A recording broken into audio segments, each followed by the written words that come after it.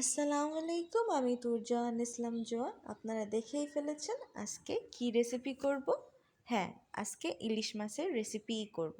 তো তার জন্য এখানে আমার আম্মি 2টা ইলিশ মাছ নিয়ে নিয়েছে। এখন হচ্ছে 2টা ইলিশ মাছই আমার আম্মি কেটে ধুয়ে নিয়েছে।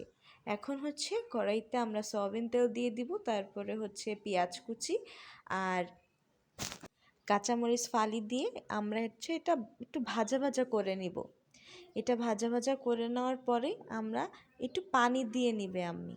পানি দিয়ে নেওয়ার পরে আমরা হচ্ছে বাটা শুকনা মরিচ খাই, তো সে বাটা শুকনা মরিচ দিয়ে দিলাম আর হচ্ছে হলুদের গুঁড়া দিয়ে দিলাম।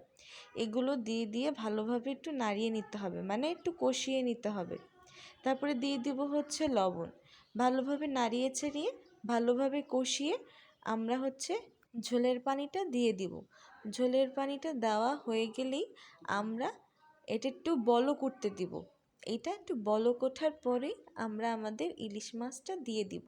আর আপনারা আমাদের চ্যানেলে যারা এখনও পর্যন্ত সাবস্ক্রাইব করেননি বা নতুন, তো আপনারা অবশ্যই সাবস্ক্রাইব করে আমাদের পাশে থাকেন, কারণ আমাদের চ্যানেলে আমরা সবসময় সাদামাটার রেসিপি শেয়ার করে থাকি আপনাদের সাথে। তো এখানে কথা বলতে বলতে এটা একটু বলক উঠে যাওয়ার পরে আমরা আরও একটু রান্না করে এই যে হয়ে গেল আমাদের ইলিশ মাছের রেসিপি।